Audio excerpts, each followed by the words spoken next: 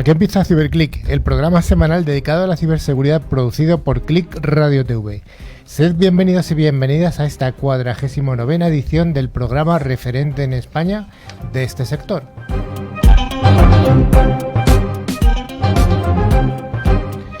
CiberClick lo realizamos un equipo de expertos profesionales de la seguridad informática o ciberseguridad, que es una de las áreas de las tecnologías de la información y de Internet de mayor crecimiento y de mayor demanda de expertos.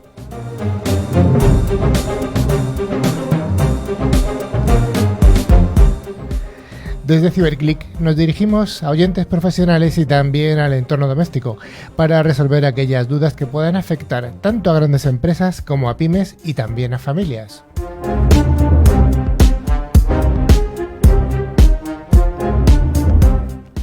Como siempre, damos un cordial saludo a todos los estudiantes que tienen interés en la ciberseguridad, animándoles para que sigan formándose, para que pronto puedan participar como profesionales de este pujante sector.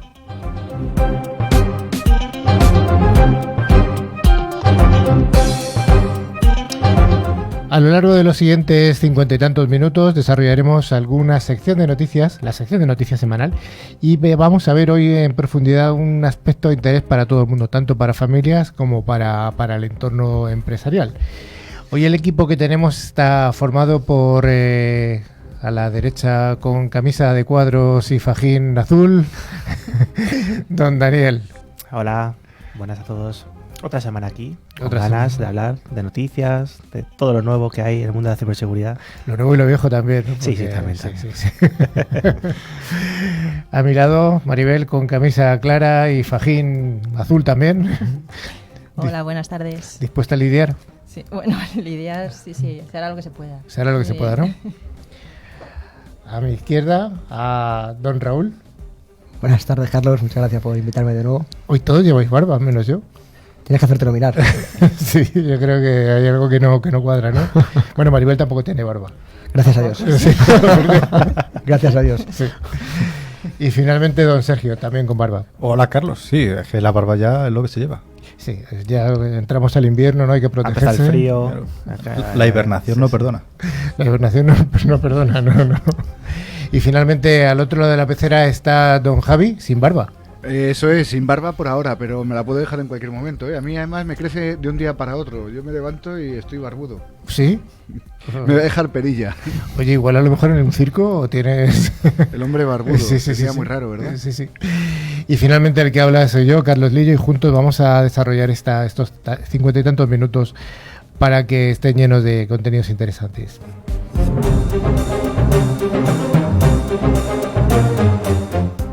Ya sabéis que este programa tiene vocación bidireccional, así que os recordamos que tenemos un email a donde nos podéis escribir, info@ciberclick.es, con doble i latina y terminado en ck. Además, también tenemos nuestros canales de LinkedIn y Facebook y nuestra web, www.ciberclick.es. Y si recordáis otros programas, también tenemos un teléfono para hablar o comentar las cosas vía WhatsApp. Su número es el 669-180-278. 669-180-278. Antes de empezar la sección de noticias, queremos informaros de que, gracias a Ingecom, al final del programa haremos el habitual concurso semanal. Los 2 oyentes que resulten ganadores recibirán una licencia anual de antivirus de Trend Micro, válida para 3 dispositivos. Cada premio está valorado en 50 euros y solo hay que responder a alguna pregunta relacionada con el contenido del programa. Además, hoy vamos a hablar largo y tendido de este asunto, con lo cual merece la pena prestar atención, es un magnífico regalo. Además nos va a venir muy bien. Por favor, estar atentos para la pregunta que luego nos formule Dani al final. Va a ser fácil o difícil la pregunta. Bueno, habrá que ver de qué hablamos. Siendo Dani difícil, seguro. No, hazla fácil que luego... Y Sergio, ¿qué vamos a ver hoy? Vamos a descifrar por fin esto que nos ha metido aquí Raúl de que va a ser tan interesante. Bueno, lo primero es que vamos a hablar de las noticias como siempre y luego el monográfico en este caso va a ser de antivirus, que a todos yo creo que nos afecta. Bueno, pues venga, vayamos a ese primer bloque de noticias semanales de la seguridad.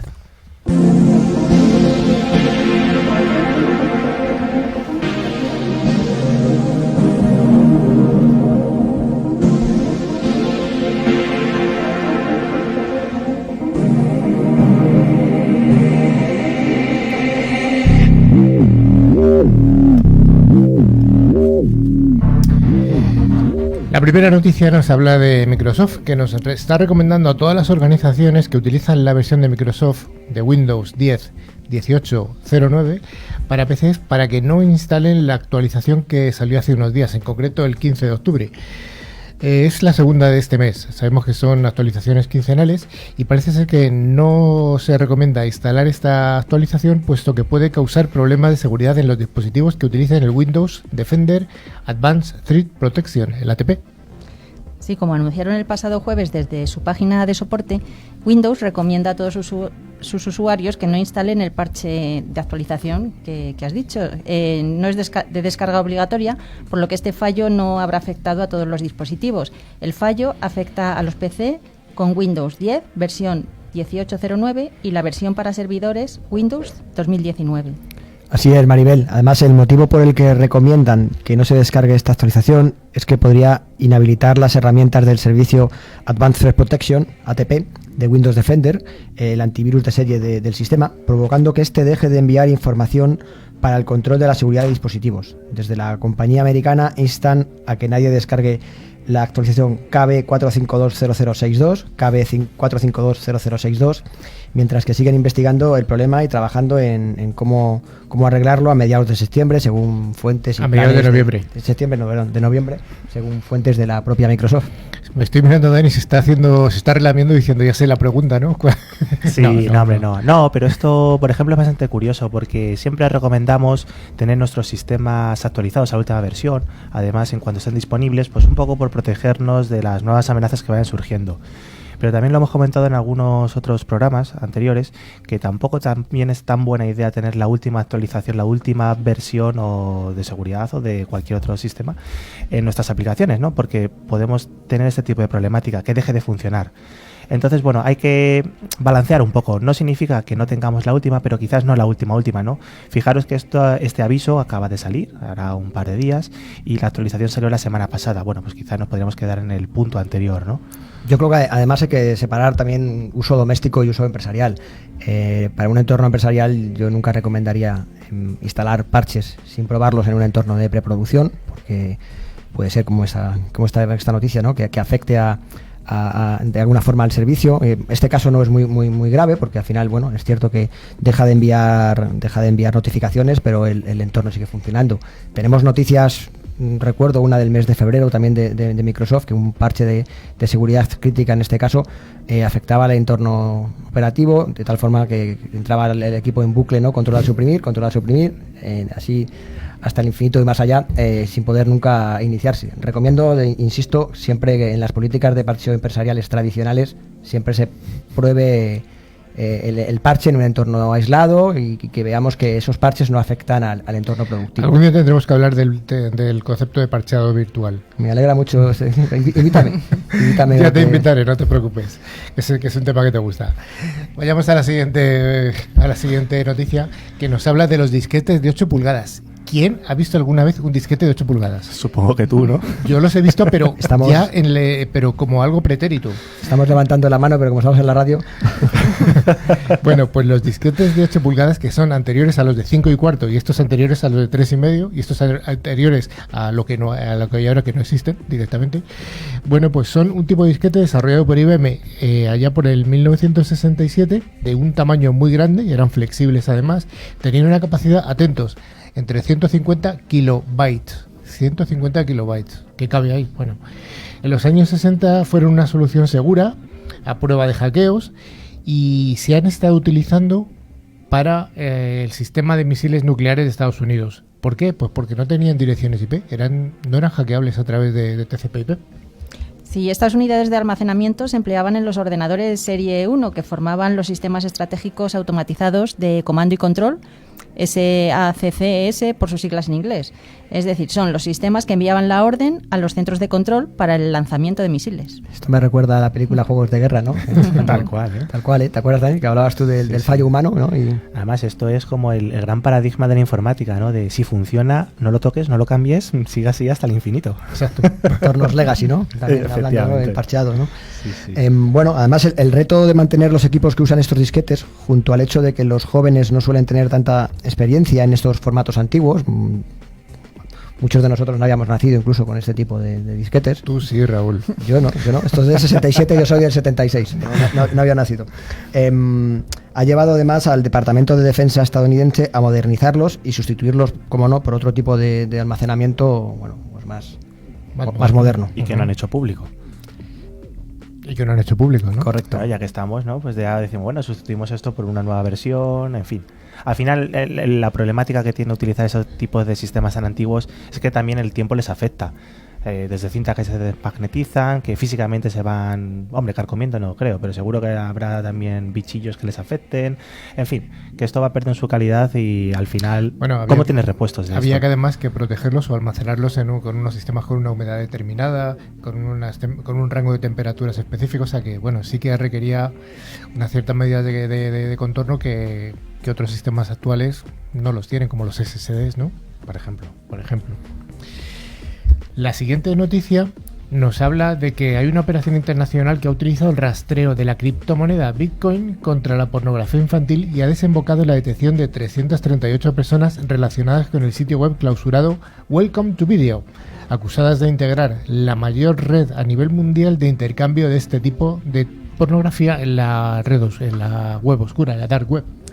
Sí, el autor de esta página, Jong Gu-sun, ciudadano surcoreano de 23 años, y otras 337 personas que procedían de Estados Unidos y de otros 11 países, incluida España, han sido identificados a pesar del anonimato que proporciona la Dark Web o Internet Oscura, gracias a la trazabilidad de la criptomoneda Bitcoin que la red utilizaba en sus transacciones, como ha informado el Departamento de Justicia de Estados en un comunicado.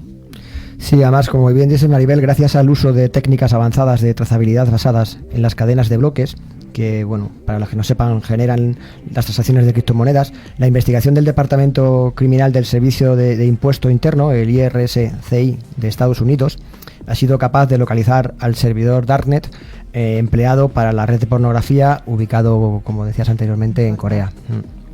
Claro, muchas veces se piensa que por utilizar estas criptomonedas son totalmente anónimas y no es así. Realmente la propia criptomoneda lo que te facilita es tener una trazabilidad completa. Luego ya como lo emplees o no será otra cosa. Entonces, bueno, pues a través de estos rastreos que se hagan, pues se puede tirar del hilo, llegar hasta el servidor que las ha generado, al final quién las está recibiendo y luego por tanto pues desembocar en estas detenciones, ¿no? El otro día leí un artículo de un profesor de Málaga, Ale Cortés, un saludo, interesantísimo, hablando de los sistemas de bloques, el blockchain. Y uno de los puntos, le va a venir un día al programa, porque es un señor que explica muy bien, además de una forma muy didáctica, todo el sistema de blockchain. Decía una cosa curiosísima, que el sistema de blockchain no es GDPR compliance. Y dices, ¿esto de qué me está hablando, no? Bueno, pues sabemos que el GDPR, o el Reglamento General de Protección de Datos de la Unión Europea, tiene una serie de derechos para los ciudadanos, entre los cuales está la revocación. Que tú puedas revocar los datos que se almacenan de ti. El sistema de blockchain no puede borrar nunca nada. De hecho, bueno, gran parte de la fiabilidad y de la garantía que ofrece, ¿no?, las cadenas de bloques o blockchain es que no se pueden modificar, o cualquier modificación posterior queda registrada, no se puede borrar. Con lo cual, si tú quieres acceder al sistema público o al sistema que tenga tus datos y quieres decir, quiero revocar mis datos, no se puede. Se está usando mucho blockchain también para fraude bancario, para garantizar la trazabilidad de las operaciones, de los procesos. Yo creo que es interesante que hablemos un día de blockchain. Vamos a hacerlo. Porque es más, desde el punto de vista tecnológico, no del de las criptomonedas, que eso ya sabemos que es un... ¿Qué edad tú quieres, Dani? ¿Te veo con ganas? Es un mundo apasionante. Al final, no vamos a hablar de Libra, esa fantástica criptomoneda de Facebook, cómo se basa, que sale al mercado, no sale al mercado, ¿qué está pasando? No es nuestro enfoque. Minería avanzada. Ay, qué minería avanzada. Bueno, pues alguna noticia más. Hoy vamos a hablar de los contenedores. Maribel, ¿qué es un contenedor? Bueno, pues un contenedor es una porción de software que incluye varios componentes necesarios para desarrollar una aplicación. Este interesante concepto adolece de las vulnerabilidades crecientes debido a malas configuraciones que pueden llevar a que la aplicación final esté comprometida. Raúl, ¿qué nos puedes contar de cómo ha evolucionado en el tiempo estos exploits, configuraciones erróneas a lo largo de este año de 2019? Sí, puedo hacer un resumen cronológico, intento no ser muy extenso porque la verdad que por favor. Ha sido un año con multitud de casos, ¿no? Por ejemplo, en febrero un grupo de investigadores descubrieron una vulnerabilidad embebida en un container RunC esta vulnerabilidad permitía a los atacantes acceder al sistema de ficheros desde el propio contenedor y además de esta forma tener acceso al sistema local, ¿no? En marzo, un equipo también de expertos liberó un ataque de prueba de concepto que consistía en explotar una vulnerabilidad de Linux para hacer una escalada de privilegios y después de dicha escalada de privilegios explotar dicha vulnerabilidad usando una técnica de POC de infección, y este equipo de hacker conseguía moverse lateralmente en la red y obtener información de los containers vecinos, ¿no? Más adelante, Abril Docker Hub, que es el repositorio oficial de imágenes de Docker, sufrió una brecha de seguridad que afectaba a más de 190.000 usuarios, y entre la información comprometida que se sustrajo, ¿no?, y se robó, incluían nombres de usuario, hash de password, token Jihad, token Bitbucket. O sea, hubo un robo de información masiva sobre este Docker Hub, ¿no? Importante, ¿no? Luego, por ejemplo, también más adelante, en el mes de mayo, ¿no?, pues Kubernetes. Para los que no sepan qué son Kubernetes, pues Kubernetes es un sistema... Suena juguete, ¿no? Suena... Sí. Kubernetes, juguetes. Bueno. Pareado fácil, ¿eh? Sí, ha sido fácil, sí. Más fácil. Sí. Kubernetes, sí. Bueno, volvamos. Kubernetes es un sistema de open source de orquestación de contenedores. En Kubernetes se encontró el año pasado una vulnerabilidad que permitía explotar el acceso a los directorios laterales. Dicha vulnerabilidad se parcheó, pero más adelante se descubrió que dicho parche era incompleto, ¿no?, y los ataques seguían persistiendo. La vulnerabilidad en concreto permitía a los atacantes robar información sensible de los dispositivos Kube Control, que es una interfaz de línea de comandos para ejecutar comandos contra clústeres de Kubernetes. Y solo estamos en abril. Estamos llegando ya a mayo. Ya mayo. Llegando ya a mayo, también otro grupo de researchers, ¿no?, de investigadores, descubrieron otra vulnerabilidad. ¿Cuántas veces hemos hablado de las vulnerabilidades, ¿no? Y, de hecho, el día que hablemos del parcheado virtual, también es bueno que hablemos de la gestión y remediación de vulnerabilidades. Todos los días hablamos de parcheo, vulnerabilidades, etcétera, ¿no? Dicha vulnerabilidad que encontraron en un container de Docker, que es un sistema también de containers, era una vulnerabilidad crítica que permitía modificar ficheros locales en el propio sistema host que almacenaba aquellos contenedores, ¿no? Y de hecho en junio más de 40.000 contenedores con configuraciones por defecto fueron descubiertos. Estos contenedores eran vulnerables al ser explotados aprovechando fallos de configuración y configuraciones incorrectas. Y llega el verano y en verano descansan, ¿no? En verano descansan, o por lo menos no se hacen públicos los gaps o los fallos de seguridad, y llegamos a octubre, en otoño. En otoño aparece Graboid, que fue el primer gusano de CryptoJacken que se extendía utilizando vulnerabilidades de Dockers.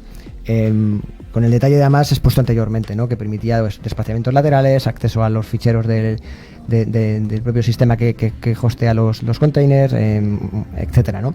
Los atacantes además obtenían acceso a containers inseguros y se podían desplazar entre Graboid, ¿no?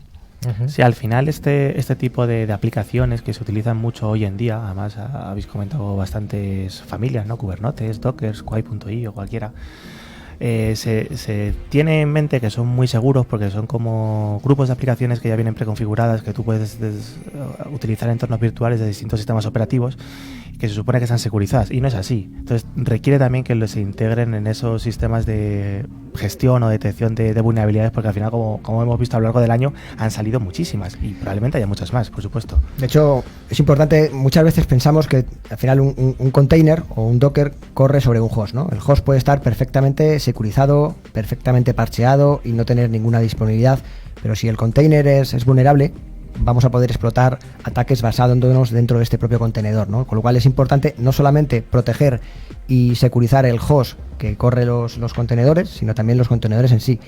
Porque además, en arquitectura de desarrollo DevOps, ¿no?, más dinámicas, donde se recicla y se reutiliza mucho código, estamos detectando también, y aquí el equipo de investigadores de Tremico sacó hace poco un informe donde estamos detectando que equipos de ciberdelincuentes están inyectando vulnerabilidades, están inyectando malware y están inyectando configuraciones incorrectas en código reciclable que utilizan luego esos equipos DevOps para acelerar el proceso de desarrollo, con lo cual mucho cuidado con usar software libre y código que no se ha testeado previamente de forma dinámica, ¿no? Es importante securizar, como bien digo, tanto el host como el ciclo de desarrollo, ese pipeline de desarrollo DevOps en el propio contenedor. Hay soluciones incluso de mercado que se encargan de hacer una corrección en tiempo real, o sea, en ejecución del código que está funcionando. O sea, hay soluciones de mercado que te permiten escanear el registro que previamente va a orquestar la subida a producción para que puedas detectar en fase temprana y antes de que ese orquestador, ese GitHub, ese Jenkins suba el código a producción, poder analizar el código fuente para detectar pues, malware, vulnerabilidades, configuraciones incorrectas, de tal forma que no perdamos la flexibilidad de ese ciclo de desarrollo continuo y ese pipeline dinámico, garantizando además la seguridad para entornos de desarrollo dinámicos. Sí, aquí el problema es cambiar un poco la forma de pensar, ¿no? Porque ese tipo de aplicaciones son usados por los grupos de desarrollo, los DevOps que comentáis, y muchas veces ellos no tienen en mente ese desarrollo de seguridad desde el punto cero, ¿no? Al final están buscando la funcionalidad de lo que la aplicación que tengan que realizar y hay que cambiar esa manera de pensar, ¿no? Porque si no, al final, al no implementarse ese security by default, ¿no? Que hemos hablado alguna vez desde el principio, es luego muy complicado, una vez que tenemos hechas esas aplicaciones, tener que aplicarle las medidas de seguridad desde dentro. Yo creo que hay que dar una vuelta de tuerca a los conceptos DevOps y incluir el concepto DevSecOps, ¿no? Que al final es incorporar seguridad en fase de diseño y seguridad en el ciclo del pipeline a esos entornos de desarrollo y además llegando a un equilibrio, ¿no? No olvidemos que al final un proceso o un servicio de desarrollo DevOps busca dinamismo, flexibilidad, construir microservicios de forma dinámica, pero claro, muchas veces tenemos que buscar el equilibrio entre la flexibilidad y la seguridad, ¿no? Entonces aquí hay soluciones de mercado que te garantizan automatizar el proceso de escaneo antes de que el código suba a producción y esa orquestación se produzca de forma dinámica. Y algunos incluso en producción, ya te digo, que tenemos que dedicarle un tiempecillo a eso. Sigamos con la siguiente noticia, que es un poco inquietante. Es un poco inquietante porque la noticia número 5 que tenemos aquí marcada nos dice que recientes investigaciones muestran una relación entre los ataques de ransomware y brechas de seguridad en 2019. Maribel, ¿qué nos cuentas? Pues sí, Carlos, se ha descubierto una relación fuerte entre una amenaza llamada TMT y el grupo de ransomware denominado Revil. Y esta relación se basaría en que los grupos de ransomware están aprendiendo a monetizar si negocian alquilando o vendiendo los datos recogidos en las brechas de seguridad que encuentran.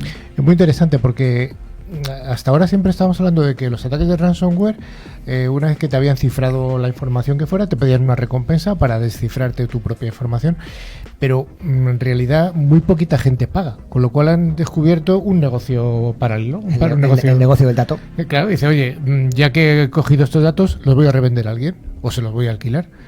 Es una fuente de monetización interesante. Recientemente hicimos una prueba, ¿no? Y buscando en Google, quiero comprar una base de datos de usuarios brasileños con una determinada casística y por menos de $500 obtenías una base de datos de millones de registros. Sí, sí. Con lo cual, obviamente, detrás de ese driver pues puede ser una venta de datos de carácter personal, con nombre, correos, datos bancarios, cuentas, correo electrónico, etcétera, ¿no?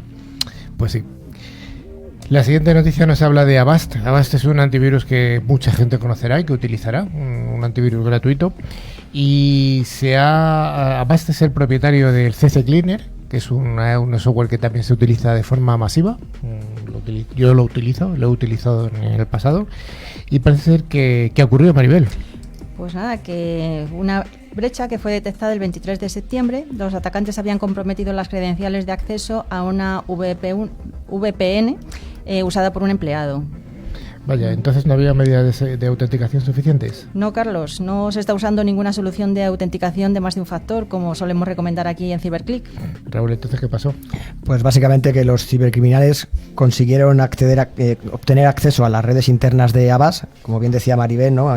A través de una brecha de seguridad, explotando una vulnerabilidad de VPN, pero bueno, la compañía explicó además que el último ataque era muy similar al famoso incidente que sufrieron, ¿no? Con el CC Cleaner 2017. ¿Y cuándo ha sido descubierto y dónde? Avast explicó que la intrusión fue detectada el 23 de septiembre. Pidieron ayuda además a la Agencia de Inteligencia de la República Checa, a la policía y a un equipo incluso de forenses externos. ¿Y esto ha sido descubierto de forma fácil o...? Fue relativamente, no fácil, pero es cierto que fue complicado porque al final lo descubrieron a través de una herramienta de seguridad de Microsoft que mostró una alerta en los servicios de replicación del directorio activo desde una API interna, y además esta API interna pudieron comprobar además que pertenecía a un direccionamiento de producción de la propia compañía Avast, ¿no? ¿Y qué se descubrió entonces? Pues las fuentes oficiales dijeron que los atacantes habían comprometido las credenciales de acceso de VPN de uno de sus empleados, como comentaba anteriormente Maribel, para obtener acceso a una cuenta que no estaba protegida con soluciones de autenticación de múltiple factor, ¿no? Y en ese descubrimiento reciente, además, Avast cree que los atacantes llevaban desde el 14 de mayo intentando obtener acceso a la propia red corporativa. Vaya.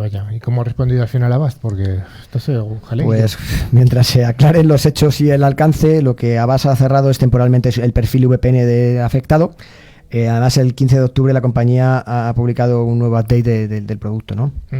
Y al mismo tiempo también Avast ha cambiado los certificados digitales que están siendo utilizados para firmar los updates de CC Cleaner. Con esto lo que pretenden es que los ciberdelincuentes no utilicen certificados antiguos para poder firmar updates falsos, ¿no? De tal forma que cambian el certificado, bueno, pues bloquean que no tengan acceso a ese cifrado del contenido, ¿no?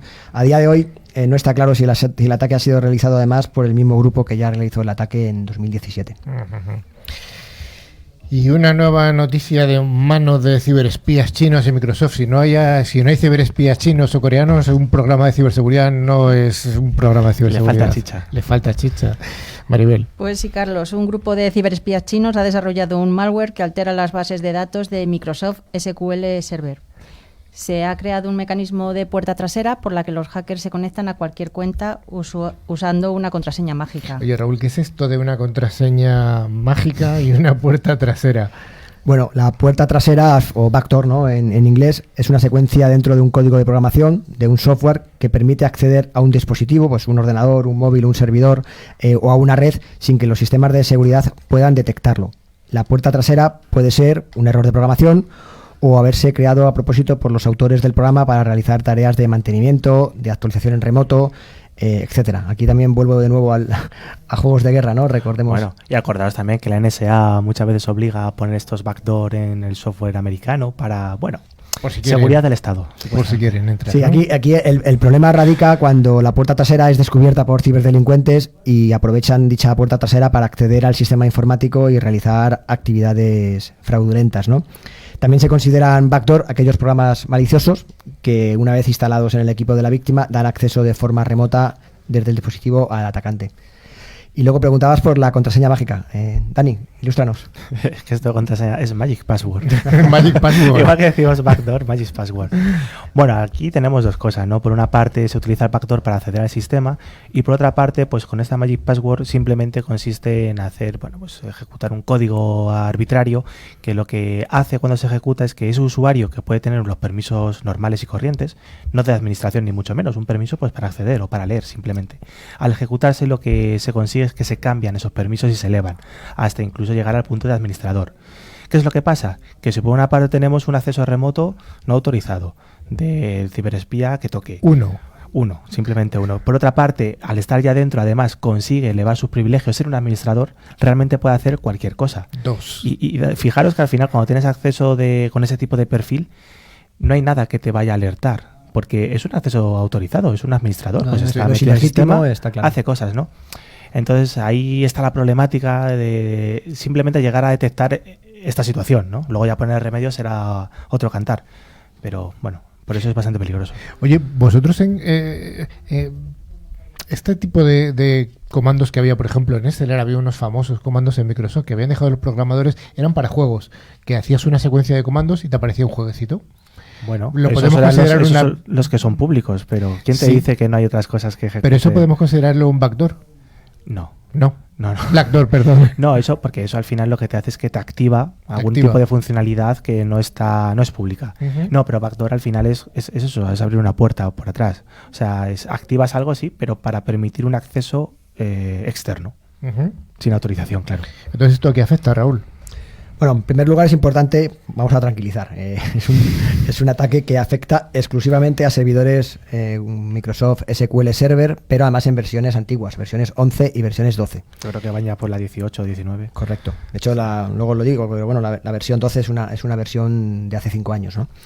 Es cierto que en un reporte publicado esta semana, un grupo de investigadores explicaban que los hackers desplegaron una puerta trasera a través de una herramienta de posinfección que después consiguieron accesos a las redes comprometidas por otros métodos, ¿no? El nombre de la herramienta de posinfección era Skip 2.0 y esta puerta trasera modifica funciones de SQL para manejar el servicio de autenticación. Es decir, que no es que el ataque comience desde el exterior y utilice la puerta trasera, no. Primero está infectado con esta herramienta y abren esa puerta pues para poder acceder. Correcto. Por eso hablamos de un ataque de posinfección, ¿no? Primero recibimos el malware o cualquier tipo de ataque que nos va a levantar esa puerta trasera, ¿no?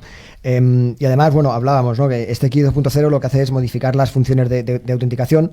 La idea es, además, utilizando esa Magic Password, ¿no?, conseguir iniciar sesión con usuario e intentar además hacer una elevación de privilegios, ¿no? De tal forma que tengamos automáticamente al acceso al servidor creando una sesión fantasma dentro del mismo servidor, ¿no? Uh-huh. Insisto, calma, afecta a SQL 11 y versión 12, con lo cual, bueno, es cierto que no le va a afectar a todo el mundo, aunque es cierto que también que hay muchos clientes en entorno empresarial que siguen utilizando software legacy, software antiguo, con lo cual, pues bueno, ya hablaremos del parcheo virtual, pero este tipo de soluciones además protegen dichos entornos heredados sin necesidad de instalar ningún parche, ¿no? Con lo cual hay soluciones en el mercado muy eficientes que nos van además a dar una solución sencilla de gestionar y que nos reduzca el riesgo y el tiempo de exposición de dichos sistemas, ¿no? Tranquilidad. Vayamos con la última de las noticias. Hoy las noticias son extensas. La última nos habla de un concepto que le gusta mucho a Rafa. A Rafa, que hace tiempo que está en Escocia estos días, ¿eh? O sea, que está allí con el lago. Un saludo a Rafa desde Madrid.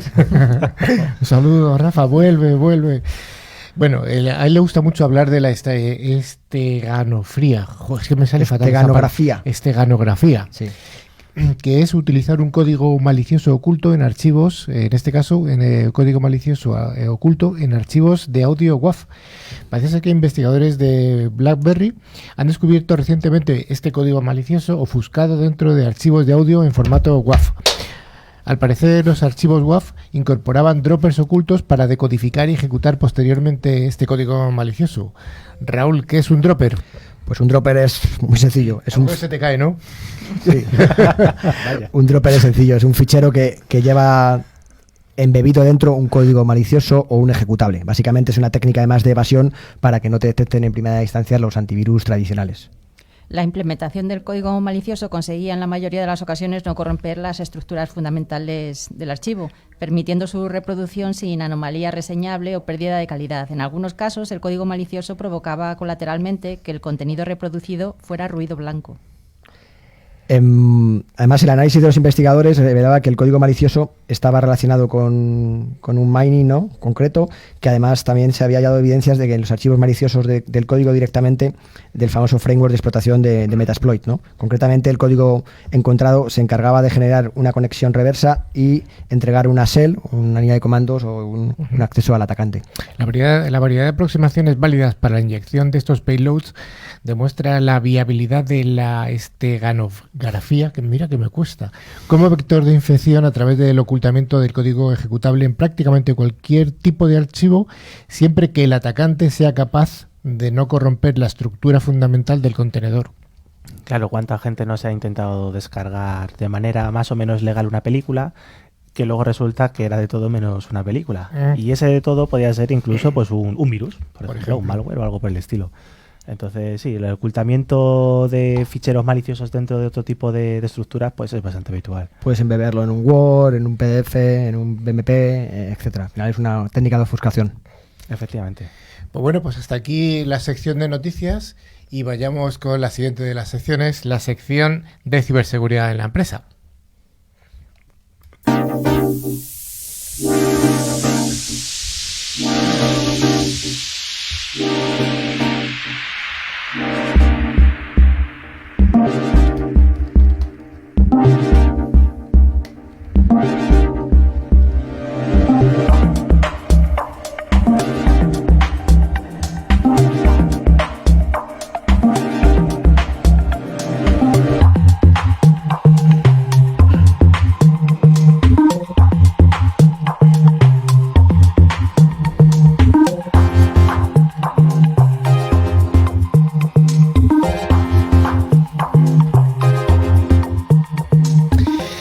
Bueno, pues el tema que de esta semana es el antivirus informático, que le hemos denominado la última vacuna.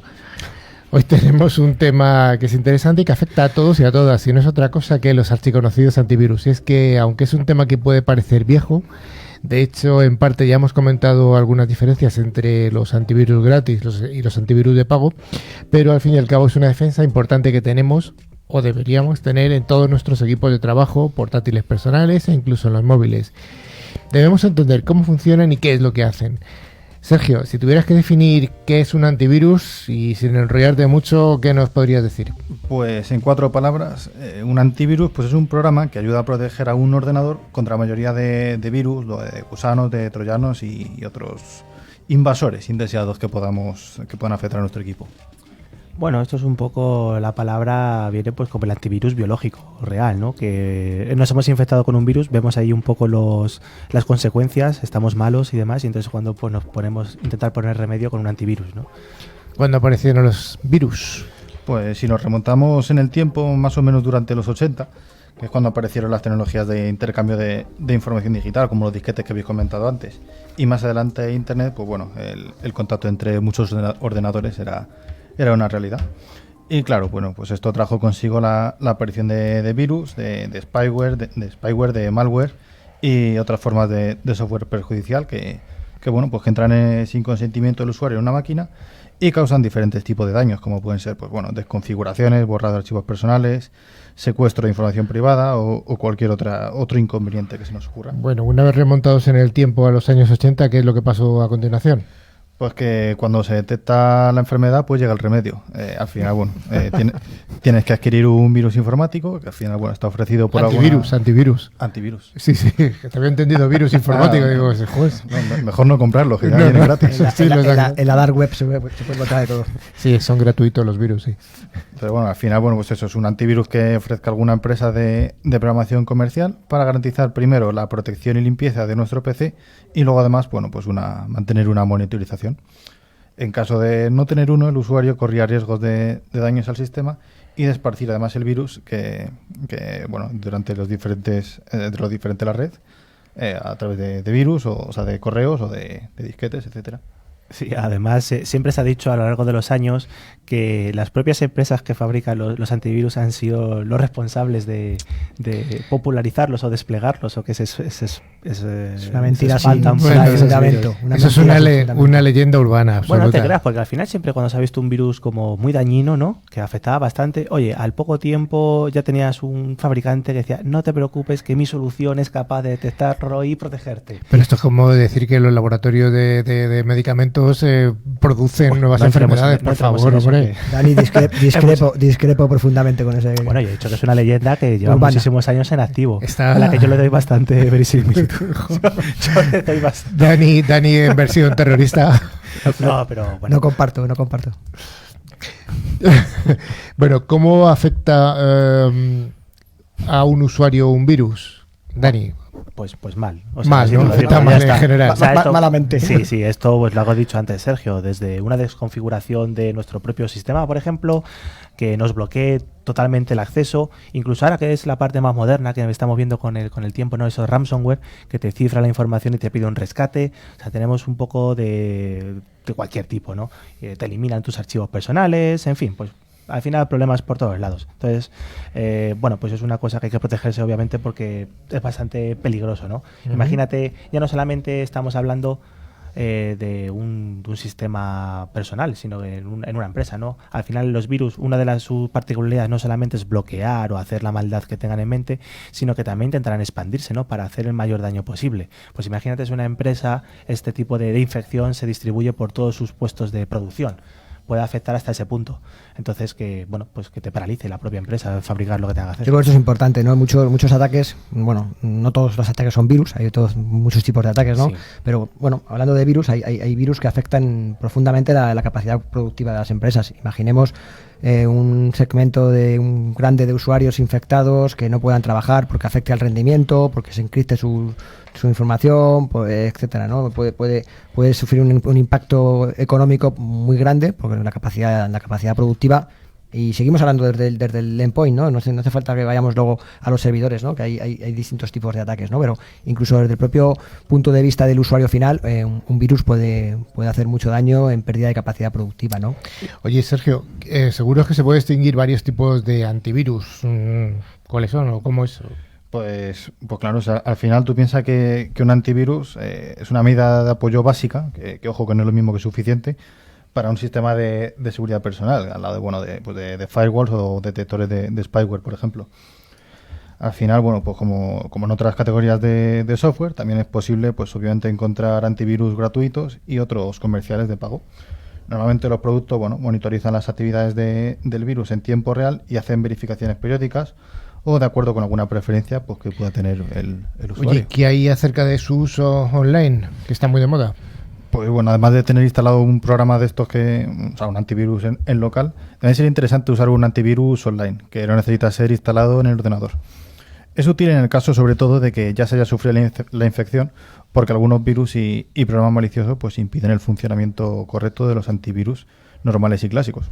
Y bueno, pues continúan actuando después de una verificación completa.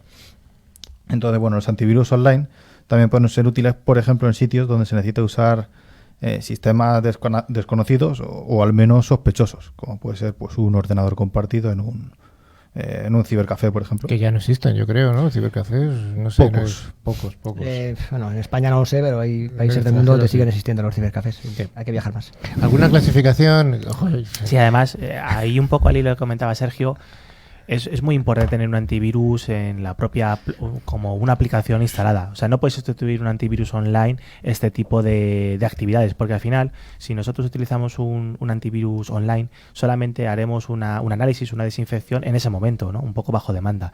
Pero ¿qué pasa durante el resto del tiempo? Quizás podemos tener pues algún virus dentro, un programa que esté funcionando, pues maliciosamente, etcétera. Entonces, como un complemento puede ser muy interesante, sobre todo el caso de comportamiento que comentaba Sergio, que el propio virus nos deja inhabilitado a acceder a las propias herramientas o aplicaciones de nuestro propio equipo. Entonces, ¿cómo podemos hacer un análisis y, por lo tanto, intentar desinfectarlo o borrarlo con este tipo de soluciones? Yo creo que es muy importante lo que dices, Dani. Hay que separar el concepto de antivirus con un concepto de antimalware. Yo creo que ha evolucionado mucho el concepto tradicional de antivirus a un concepto de antimalware. Y además las soluciones empresariales de protección del endpoint no solamente incluyen un antimalware avanzado, ¿no? Incluyen, como bien comentabas, pues análisis por comportamiento, incluyen application control, parchado virtual, control de dispositivos, cifrado del disco duro. Al final, la suite de protección personal para el user protection de cualquier fabricante enterprise incluye muchas más cosas adicionales al propio antimalware, y es importante siempre tenerlas en cuenta, ¿no? Son distintas barreras y distintas técnicas de protección, más allá de las firmas tradicionales, que intentan además proteger ataques más sofisticados, ¿no? Yo creo que es importante. De todas formas, esa parte de las firmas tradicionales, que mucha gente lo delega un poco ahí, no le da mucha importancia, a mí me parece que es súper importante. Muy interesante. Porque en realidad, en mi opinión, yo creo que prácticamente el 90% de los ataques son cosas conocidas. O más. Entonces, fijaros, si tenemos una base de datos de virus o malware o cosas conocidas que podemos chequear, eso lo podemos hacer súper rápidamente. Oye, lo que nos está ocurriendo es algo conocido. Esa capacidad de comprobación es realmente express, entonces nos habilita poder parar algo antes de que empiece a ser realmente malicioso. Es cierto que hay ataques más avanzados, los comentabas, y que utilizan el comportamiento y pues técnicas muy avanzadas, que es muy interesante también hacerlo y detectarlos y pararlos, pero no hay que olvidar esa parte conocida. Yo creo que además, totalmente de acuerdo contigo, Dani, has dado la clave, ¿no? Al final, las técnicas tradicionales basadas en firmas son muy eficientes, son muy rápidas, paran el 80, el 90% de los ataques sin impactar el rendimiento. Cuando empezamos a meter análisis de comportamiento, machine learning, IA, etcétera, el sistema se va a sentir afectado, con lo cual no olvidemos que es importante mezclar ambas tecnologías y siempre seguir utilizando antivirus o antimalware basados en firmas, porque eso redunda en una mejora de rendimiento del entorno. Sergio, explícanos qué es la firma, que estaban hablando Raúl y Dani pegándose uno contra otro, pero no nos explican lo que es una firma. Estamos de acuerdo de forma extraña, además. De forma extraña. Sergio, ¿qué es una firma? Pues una firma al final no es más que un hash con el que se identifica a un malware. Así se le puede considerar, o sea, se le puede verificar muy rápido si está en una lista o no está en una lista, simplemente comprobando si el hash está. ¿Y cómo definirías un hash de una forma sencilla? Pues con un conjunto de parámetros que tiene el archivo, como puede ser pues su longitud, lo que contiene o el formato, por ejemplo, pues se saca un conjunto de caracteres, que es lo que identifica unívocamente al malware. Eso es como cuando tenemos nuestra huella de nuestro dedo, Ujú. que cada uno es totalmente diferente porque nuestro dedo tiene las líneas diferentes, pues de esos atributos que tiene el programita o lo que sea, pues ya sea el tamaño, longitud, características, etcétera, pues se construye la huella digital, que es lo que se le llama el fingerprint. Vale, entonces desde luego parece ser que estos antivirus basados en firmas pues son efectivos contra lo conocido, ¿no? Contra virus conocidos Efectivamente. que tengan una firma digital. O sea, Efectivamente. cuando había en las películas antiguas siempre el sospechoso se le sacaba una firma, la huella de una pared y se comparaba con los libros de huellas. ¿Era así? Por eso es importante cuando tenemos este tipo de protecciones que la actualización de la base de datos de firmas Ujú. también se haga lo más habitual o lo más periódicamente posible, ¿no? No que tengamos una base de datos demasiado antigua. Entonces, la siguiente pregunta es, ¿qué ocurre cuando el virus no es conocido? Cuando no está en ese libro. ¿Qué técnica tendríamos que utilizar? Bueno, ahí ya entran en juego otros tipos de técnicas, como por ejemplo, pues puede ser una verificación heurística, ¿no? En el que esos antivirus van a intentar detectar el comportamiento del virus, del malware, etcétera, sin además tener una vacuna especialmente diseñada para él, sino que a través de esas técnicas avanzadas, pues vamos a intentar detectarlo, pues como qué tipo de aplicaciones utiliza por detrás, cómo se comporta, qué cosas ejecuta, es decir, pues una serie de comportamientos que no son lo más habitual, ¿no? O cómo debería comportarse las aplicaciones más normales para detectarlo y bueno, pues por lo tanto intentar pararlo. Y luego también hay técnicas y soluciones que complementan perfectamente la protección en el endpoint, ¿no? Recuerdo, el año pasado hablábamos de la sandboxing, ¿no? Que era el sandboxing. Bueno, pues hay técnicas que pueden complementar para reforzar la seguridad de este tipo de entornos, Sí, ¿no? lo que pasa es que el sandboxing, ¿tú crees que esto es una cosa que sea tan efectivo? Porque hoy en día, si los propios diseñadores de virus, de malware, etcétera, son capaces también de diseñar el reconocimiento de una ejecución en un entorno controlado como puede ser el sandboxing. Entonces, creo que es bastante habitual que sepan reconocer que no es un entorno real del usuario, sino un entorno de pruebas, digámoslo así, para evitar la detección Pero y por tanto quedarse dormidos. Para eso hay diferentes sandboxing. No voy a repetir lo que hablamos hace un año y medio, ¿no? Pero es cierto que hay sandboxings estándares o reconocibles para que el malware no se detone, pero luego hay soluciones en el mercado que permiten que tienen sandboxing on-premise, customizables, que puedes hacer una réplica exacta del entorno productivo, jugar con aceleradores de tiempo, etcétera. Yo creo que firmemente que la sandboxing es un complemento fundamental para un entorno enterprise, es una barrera más y que sobre todo te va a proteger ante ataques de día cero y ataques no conocidos, ¿no? Pero insisto, es un complemento que mejora y aporta una eficacia mayor sobre el entorno tradicional. ¿Alguna técnica más, Sergio? Pues más o menos relacionado con el sandboxing que comentabais, pues están los antivirus por bloqueo de comportamiento, que bueno, que al final pues analizan pues acciones de los programas que bueno que son cuanto menos sospechosas. Entonces, bueno, así se identifican pues tentativas de invasiones o de infecciones. Claro, por ejemplo, una cosa muy, muy sencilla. Si recordáis cómo la mayoría de los ransomware, como hacen el cifrado, utilizan la propia capacidad de cifrado del sistema operativo de Windows. Uh-huh. Eso ni es un virus ni es nada. Es una aplicación que viene ya incorporada y por lo tanto es algo totalmente habitual. Pero por ese comportamiento, ¿cómo lo podríamos detectar que está actuando ese ransomware? Porque en vez de cifrar un fichero, cifra 200 en un segundo. Ese comportamiento, así hablando rápido y pronto, pues obviamente ya no es el habitual y por lo tanto se podría detectar pues ese tipo de virus y por lo tanto pues pararlo. También cuando se hace una llamada a la DLL de cifrado. La DLL de cifrado no se tiene que llamar de una forma concreta. Si se hace una llamada a esa DLL de cifrado, obviamente hay, como bien dice Dani, un comportamiento distinto, una anomalía en el comportamiento, ¿no? Por eso también hablabas de heurística y hablabas también de análisis de comportamiento. Son dos complementos muy potentes al anti-malware avanzado, ¿no? Dani, una pregunta muy clara. ¿Cada cuánto tiempo tenemos que actualizar la lista de definición, la lista de firmas? Uy, todos los días. Varias veces. Y sí, efectivamente, si pueden ser varias veces, pues mejor, obviamente. Sí. O sea, eso hay que intentar dejarlo de la forma la configuración automática que suelen poner cada fabricante, da igual el que sea, porque lo suelen, tan pronto como tiene una actualización, la envían y la distribuyen. Súper importante esa parte. Oye, ¿qué es el concepto de falso positivo? Bueno, eso también es posible que se vea, ¿no? Un antivirus también puede detectar cosas o programas o aplicaciones que son correctas, pero por la razón que sea la determina que es incorrecta, que es algo malicioso y por tanto intenta pararlas, intenta bloquearlas. Ese es el falso positivo. Oye, Sergio, ¿que el precio es importante en un antivirus o no es importante? Sí, ¿Tú crees que sí? Yo diría que sí. O sea que vamos a los antivirus gratuitos. Nunca sería una buena opción. Vamos a discutir tú y yo hoy, ¿eh? Volvemos al concepto de caro, barato. Creo que invertir en protección, obviamente que hay que distinguir entorno doméstico y entorno empresarial. Obviamente invertir en tecnología y en ciberseguridad en el entorno empresarial es una obligación. No hay que mirar el precio y hay que mirar funcionalidades, capacidades, producto, sobre todo porque al final, como hemos dicho muchas veces, ¿no? Caro es que te roben, caro es que te secuestren la información, caro es que tengas pérdida productiva. Lo cual... Sergio, la pregunta que se están haciendo muchos de nuestros escuchantes puede ser tan sencilla como ¿cuál es el mejor antivirus? Bueno, pues siendo políticamente correcto, sería aquel que ofrece las mejores herramientas para garantizar que nuestro equipo se encuentre siempre seguro y libre de virus. Desde luego es políticamente correcto. Pero bueno, no todos nuestros usuarios son expertos en antivirus, ¿no? O sea, ¿qué podríamos decirles un poco más? Yo, mira, trabajo en un fabricante de antivirus y no voy a ser oportunista. Creo que lo que hay que hacer es intentar tener un fabricante líder dentro de la seguridad, y ahí hay un grupo en el cual estamos nosotros, pero hay un grupo no muy grande, pero un grupo de muy buenos fabricantes. Busquemos siempre informes tipo Gartner, donde además veamos siempre que se analizan de forma aséptica los distintos fabricantes, y intentemos coger siempre fabricantes líderes. Venga, bla. De colores. Nunca me decís ninguno. Dani, venga, mójate.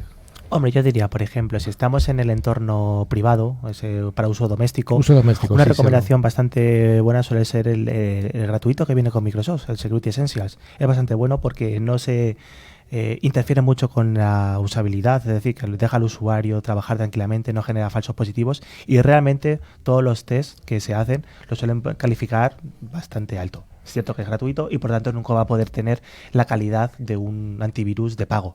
Si hablamos de pago, pues tenemos, lo ha dicho Raúl, tenemos bastantes fabricantes, desde Bitdefender, Trend Micro, McAfee... Que son los dos que estamos regalando aquí en el programa, Trend Micro y Bitdefender. De hecho, aprovechamos que a todos nuestros usuarios pues sigan atentos a nuestro programa para que, oye, simplemente respondiendo una pregunta puedan hacerse con una licencia en este caso, el antivirus de Trend Micro. ¿Y tú, Sergio? Bueno, también estaría Kaspersky, por ejemplo, sería un interesante. Uh-huh. Y en el mundo de los antivirus online, ¿alguna recomendación? Bueno, a mí personalmente me gusta mucho Trend Micro Housecal, la verdad. Por arma funciona bastante bien y bueno, sería bastante interesante. Bueno, pues a mí me gustaría, además, estamos hablando mucho de Windows, pero hay gente que tiene Mac. ¿Qué pasa con los Mac? Sergio, ¿hay alguna recomendación para los usuarios de Mac? Bueno, que no se confíen, al final hay virus. hay virus para todos. Sí, hay virus para todos. Yo tengo un Mac y tengo un anti-malware avanzado en el Mac. Porque es cierto. Lo que pasa es que durante muchos años siempre se ha dicho, no, para los Mac o para los Linux no hay virus. Pero es simplemente porque... Obviamente, si yo voy a hacer algo malicioso, voy a intentar aumentar mi público objetivo que sea infectado, en este caso Windows, ¿no? Porque es el sistema operativo más utilizado. Pero no quita que siga habiendo también archivos maliciosos para Mac o Linux. Correcto, software libre, como comentas, está claro. Sergio, ¿cuáles son las medidas de seguridad que tienen los Mac? Porque las de Windows son bastante más conocidas. Sí, bueno, pues por ejemplo podríamos nombrar Xprotect, que es un programa que analiza antes de abrir un archivo si está infectado o no, para bloquearlo o no. Luego, por ejemplo, estaría Gatekeeper, que es lo mismo, pero análogo para cuando vas a instalar un programa desconocido. Además, tiene también una sandbox y el navegador de Apple Safari, que viene por defecto, es bastante seguro porque cuenta con tecnologías, por ejemplo, de anti-phishing. Y además de el típico objeto que tenemos todos, que a lo mejor no pensamos, podemos pensar si es interesante o no tener un virus, puede ser el móvil directamente. ¿Es interesante tener un antivirus? Bueno, yo, por ejemplo, en mi opinión, no lo diría así. Es verdad que cuando tenemos antivirus en el móvil, nos puede hacer una verificación de las aplicaciones que tenemos. Incluso tiene funcionalidades avanzadas como establecer un túnel VPN, que puede ser interesante para ofuscar nuestra comunicación. Uh-huh. Pero cuanto a lo que son las capacidades de antivirus, yo no las considero tan necesarias. ¿Por qué? Porque creo que es fundamental aplicar el sentido común. Entonces, si simplemente nos descargamos esas aplicaciones desde los repositorios oficiales, creo que tanto Google, en este caso para Android, o Apple para iOS, presenta medidas de seguridad muy, muy, muy avanzadas, pues simplemente para protegernos. Es cierto que luego tenemos noticias, que probablemente la semana que viene salgan, de que una aplicación para Android o lo que sea, pues resulta que estaba haciendo algo malicioso, sin lugar a dudas. Pero pensad que esas aplicaciones no funcionan como en un ordenador personal o de trabajo, sino que hay que darles permisos. Entonces nosotros somos conscientes y tenemos que darles esos permisos pues, para acceder a los recursos que sean. Entonces nos podemos dar cuenta un poco de estas situaciones. Bueno, que se nos echa el tiempo encima. Vayamos al bloque último, el bloque del concurso. Yo creo que hemos hablado bastante de los antivirus y dará para otro programa más adelante. Siempre da el antivirus. O 10 más. O 10 más, sí señor. Vayamos al último de los bloques, el bloque del concurso.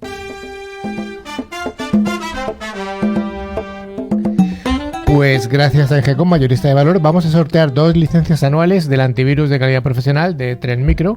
El valor de regalo es de 50 euros y siempre recomendamos utilizar antivirus de pago, a pesar de lo que nos ha comentado Dani. Los gratuitos pueden no ser todos los efectivos que queremos. Maribel. Sí, decimos los ganadores de la semana pasada, que fueron Rodolfo Rodríguez de Madrid y Juan Infante, también de Madrid. Enhorabuena a los premiados, les enviaremos su premio por email. Cada premio consistirá en una licencia anual válida para hasta 3 dispositivos. Pues sí, ¿cuál es la pregunta, Dani, que vamos a hacer? Bueno, eso está muy sencilla. En una de nuestras noticias hemos comentado que se ha analizado una criptomoneda pues al final por una red de pornografía y demás, y que resultó en una serie de detenciones. La pregunta es ¿qué criptomoneda, en este caso, estaba relacionada con la noticia? ¿Alguna pista, tío? Es muy difícil, no me la sé ni yo. Es cripto y money. Podemos decir, si no, el país de las detenciones. Bueno, esto era Corea, ¿puede ser? Bueno, sí. Bueno, para concursar, recordad que debéis enviar un email a nuestro correo info@ciberclick.es con i latina y terminado en ck, indicando nombre, dirección, teléfono y contestando a la pregunta que ha indicado Dani. De las respuestas correctas sortearemos 2 ganadores, admitiéndose respuestas hasta el 17 de octubre. No. Pues va un poco tarde, ¿no? Hay que actualizar el guión. Te hemos pillado. ¿Hasta qué día es la semana que viene? 24... 31. 31 de octubre. 31 de octubre. 31 de octubre, ¿vale? Os recordamos nuestro email, es info@ciberclick.es con doble i latina y terminado en ck. También os podéis seguir en LinkedIn y en Facebook y en nuestra página web www.ciberclick.es. Podéis poneros en contacto en nuestro número de WhatsApp 669-180-278. También podéis escuchar este podcast y otros de semanas pasadas a través de plataformas como iVoox, Google o Apple Podcasts o Spotify, por ejemplo, buscando la palabra clave Ciberclick. Estimada audiencia, hasta aquí hemos llegado en Ciberclick. Esperamos haber cumplido con todas vuestras expectativas. Nos vamos a ver en 7 días, el 31 de octubre, a la misma hora, a partir de esa fecha. Haremos un programa especial de Halloween. Ay, por supuesto. Oh, qué miedo. Halloween y la ciberseguridad. Claro. Bueno, Dani, hasta luego. Hasta luego. Maribel. Adiós. Don Chao, Raúl, chao. Don Sergio. Hasta Un luego. abrazo a todos y a todas y hasta la siguiente edición de Ciberclick. Adiós. Adiós.